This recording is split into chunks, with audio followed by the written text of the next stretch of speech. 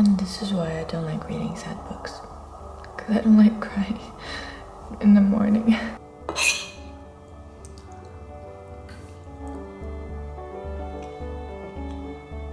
You can see it's a gorgeous sunny day. There's some sun in my apartment and I am sick. Stuck inside, but already feeling a little better. I like my little, I don't know what this is. This is from Muji and it's a huge dress, long dress with pockets from thick cotton fabric that feels like a t-shirt. Hi, it's been a few days. I've been sick for like 3 days. Today's the day that I'm feeling like I can finally stand up, but my voice has a jazzy, nice tone, so I hope you enjoy. I think I did not give you an update on reading Invisible Life of Eddie LaRue by V.E. Schwab. And my experience with this book was great. I really enjoyed reading it. It didn't give me like 100% complete match obsession and 6-star kind of vibe. The characters were not real enough for me. Nevertheless, it was a very fun read for me and a very nice break. I did, however, think it was a little bit too long for my liking. 16-hour audiobook, read it in 3 or 4 days, but the number of hours just felt a little bit like, oof. That's so long because I'm also not used to fantasy reading and fantasy books are normally very, very long. Anyway, that was just like a quick little update, but I also finished Giovanni's Room by James Baldwin. I actually listened to it in audio and I listened to it in 3 days as well. I was hesitant to start because I knew it would give me tears and it did, but wow. What a journey, this book. Like, it really felt like I was reading a classic book. Yeah, the Giovanni's Room was based in Paris during the 50s when being gay was literally illegal. I don't know if it was mentioned that it was illegal in the US. I'm not sure whether it was in Paris, but even if it wasn't, it was extremely homophobic. It says that Giovanni's Room is an exploration of queer desire, but for me, it really didn't feel like that. It felt like exploration of shame, guilt, and identity crises, and exploration of how each character in this book is suffering from patriarchy, basically. This is how it felt for me. I didn't realize this until about 70% of the book. And until 70%, I was kind of sad, I cried, and I also felt really annoyed by each, like, I didn't like Giovanni, I didn't like the main character, I didn't like any of them, and I was like, it doesn't feel like I like this book. The writing is beautiful, obviously, but I wasn't connecting until the female character appeared, the young female character. Yeah, I realized that all of this, what's happening to all of these characters in the book is individual reactions to the societal dogma of masculine equating to better and feminine equating to worse. A whole very deep exploration of how people get hurt and they censor themselves or they make themselves do things just because they feel like they have to, and they experience guilt and shame and they experience awful alienation and loneliness because of it, because you cannot be yourself. None of the characters in the book were able to be themselves. This is one of the books that will make you think, that will make you reflect. As somebody who loved movies before loving books in my life, I realized that this book will be so hard to make a movie from, which I think is a compliment because you will lose a lot of the meaning in between the lines, so to speak, because the complexity of the structure of the book, and it just felt really, really complete and yeah, very masterful. So I felt like a movie would not make it justice, even if it were created. I don't know if there was a movie actually, Giovanni's Room. Anyway, I will stop being nerdy obsessing, but I wasn't expecting loving it as much. I'm also glad that I read it in audio because I think spending a lot of time with this book would make me realize more things, but at this point in my life, I really don't feel like focusing on such sad stories for too long, and I'm glad it's summer as well. I just try to avoid sad stories for like getting too much into deep. It's like this quote I recently heard in RuPaul's Drag Race: look at the darkness but don't stare at it. I wanted to go over the 25 books I read. I set a reading challenge for myself for 50 books, and which is 20 books more than last year. Yeah, I thought it would be kind of like more or less impossible thing, but it actually isn't. Me mixing up physical books and different genres and audiobooks as well, it's actually going quite smooth. I do have some slumps and I have some days where I'm not reading, but it's been really, really cool. And so far I have a lot of 5-star reads this year from the 25 books I read. Yeah, so I just want to mention them because why not? I don't want to make like a separate video. I think I'm going to make a video at the end of the year. I will try hard because I don't know if I'm that good at talking about books yet, but it's kind of been my only main hobby right now, so hence why I'm doing these kinds of videos.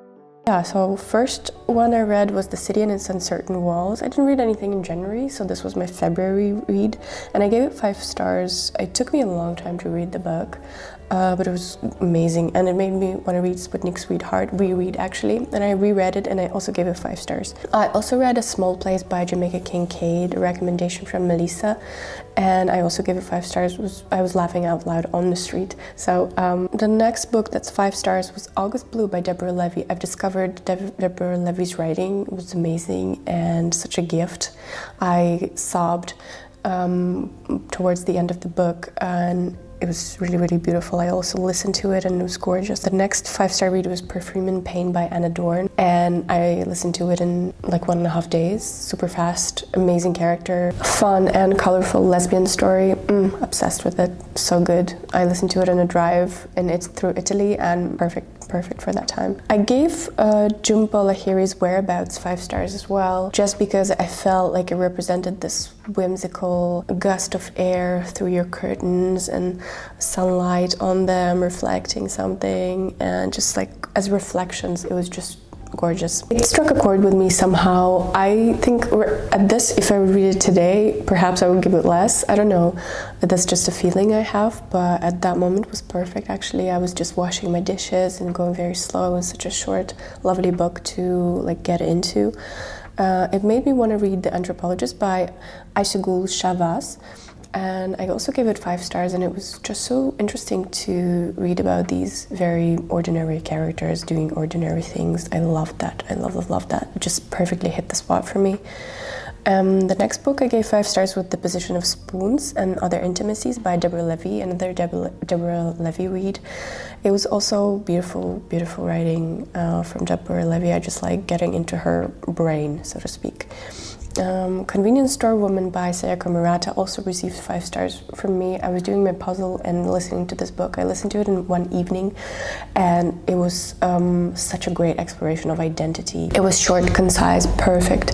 I love the character. I empathize with the character so much. I saw myself in the character. I just relate to a story like that so much because I struggle with that, with identity, and I'm thinking about it a lot in terms of being someone who has changed their identity, and like as someone very sensitive like towards what other people think. I think it's just very great observant read, and I really enjoyed it. And the next book, Sayaka Murata, Vanishing World, 5 stars, weird, 5% weird, 95% obsessed.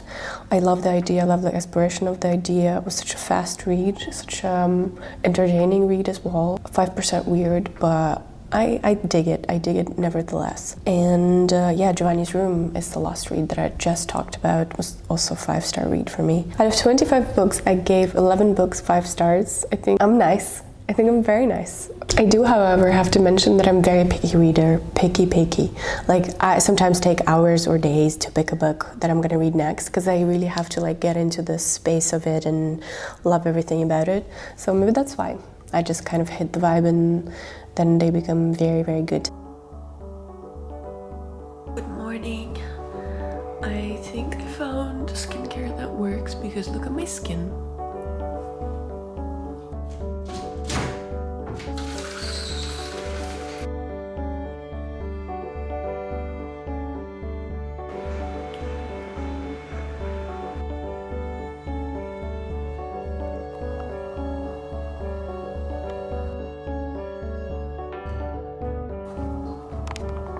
I like this quote: "The algorithm is a replacement for our internal monologues and our judgments about what we want to consume." Very interesting. It's an article about how we don't have any more representation of any kind of desire or sexual things in the cinema or in TV shows anymore, and the puritanism that's kind of dominating in the industry, because basically corporations want to make money with movies because everything costs a lot, and so they want to profit, so they don't put all of these things that will be perceived. So I'm just like getting over a cold. You can still hear it a little bit in my nose, but I'm feeling better. I was craving to read something romantic. Yeah, I'm just gonna read it here. I'm gonna give it a few pages and see if I like it, and then maybe perhaps get a physical copy, because I don't really like reading on the iPad. Yeah, I prefer to listen, so then I can do my cardio and read the book. Happy Place yeah, that I feel like being in a happy place right now, to be honest with you, because I was sick for 7 days. I feel like I don't know, the world stopped for me. I love stretching. I don't do enough stretching. I think just people don't do enough stretching. It's amazing. Yoga, stretching, mobility, things like that. Oh, you feel so alive after. If you're ever struggling with headaches, try a massaging technique where you go in here, upper neck, on the sides here, where the spot feels really good. Sometimes I just massage there for some time, and also the trapezius muscle, and also under that muscle here. I've also been oiling my hair for past few days because I was sick and I had nothing else to do, so I went on Hair Talk, and apparently this is what they do there. It's a bit triggering, but then you can see the shine on the hair, obviously. The oil I've been using is just the drugstore oil. Problematic Summer Romance. It's about to be my favorite Ali Hazelwood book.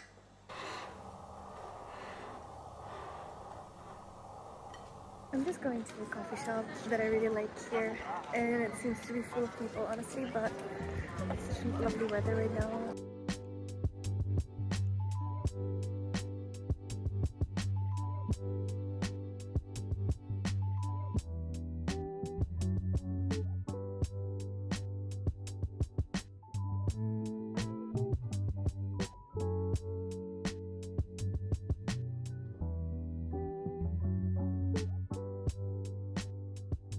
Okay, look how dark it is right now. Like, it's 1 p.m.